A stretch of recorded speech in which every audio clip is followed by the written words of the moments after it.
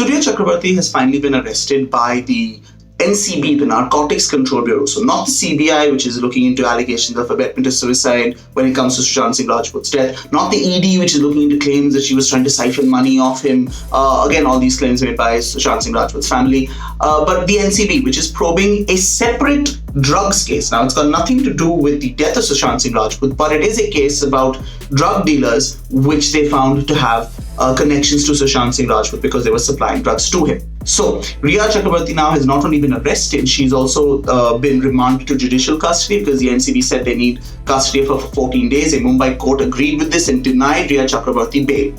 So, what is this case all about? Now, the case against Riya Chakrabarti, in which she's now involved, actually began with the NCB conducting sort of searches and arrests of two drug dealers who were dealing with ganja and other forms of marijuana.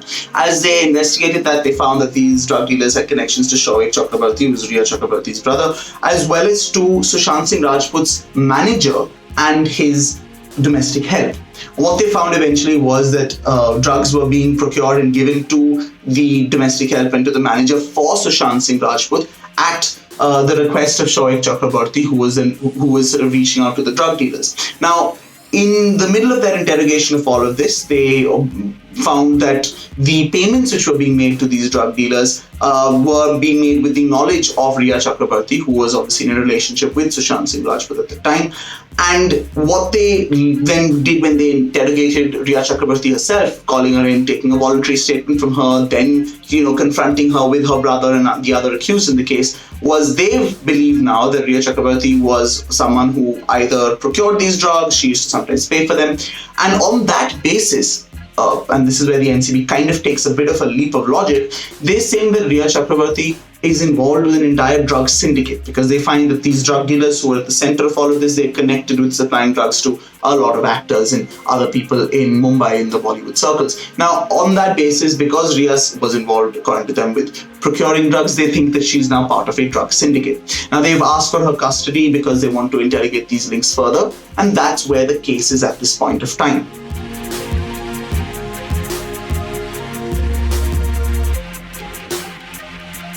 So if Riya's involvement is proved in all of this, sort of what are these offences exactly, and what exactly is the NCB sort of going to be taking to court, and what are the possible punishments which Riya could face as a result? Now, the NCB in their remand application has said that Riya has been arrested under some very specific sections of the NDPS Act, the Narcotic Drugs and Psychotropic Substances Act of 1985, which is India's main anti-drug legislation. Now, according to the NCB, the sections are Sections 8, Section 20, Section 22, 27 capital A, and then Sections 28 and 29. Now, what do these offences cover? So, Sections 28 and 29, let's get those out of the way. Those are abetment and conspiracy. So, that's obviously to deal with the fact that Riya may not be found to have directly paid for certain drugs or directly made orders for certain drugs which were being, asked for Sushant Singh Rajput. But in case they have to sort of tie her in somehow, that's the need to bring those two provisions in. The actual offences are Sections 8, 20, 22 and 27 capital A. And even Section 8 here, for instance, is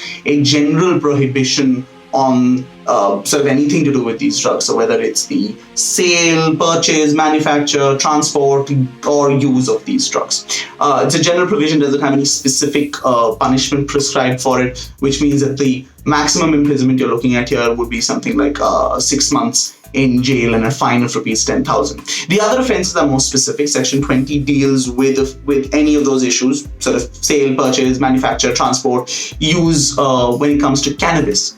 Now, this is again sort of an important thing to keep track of. Section 22 deals with again the same sort of offences, but when it comes to psychotropic substances.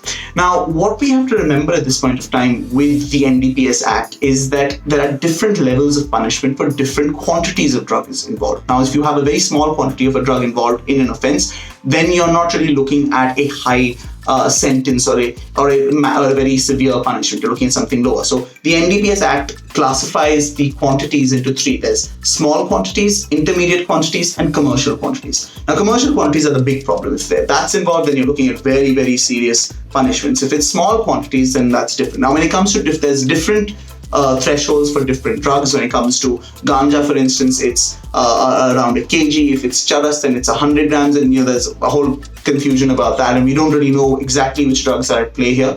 But the issue is obviously that if Riya Chakrabarti is being charged with these offences relating to small quantities, then, for instance, for Section 20, she's looking at a maximum punishment of 6 months. If it's Section 22, a maximum punishment of 1 year, and fines of up to rupees 10,000. But if there are commercial quantities involved, then the punishment shoots up. Then you're looking at a minimum of 10 years in jail, if not 20. You're looking at fines which can go up to 2 lakhs, and in exceptional circumstances, depending on the accused, can even go higher than that if reasons are provided. So that's sort of the basic punishments which are at play here.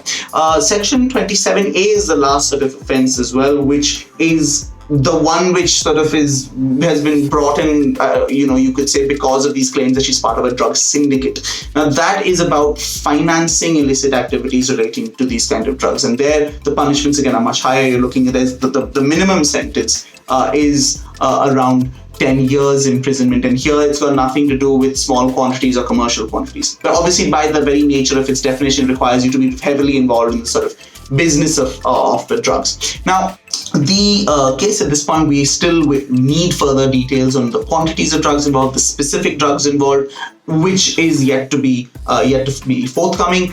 Riya needs to, for Riya, obviously the question is, will she get bail? Well, right now she's not getting it. Will she get it after the 14-day period? Well, for that, it'll depend on, again, the quantities, because under the NDPS Act, if you're dealing with small quantities, then you can get bail.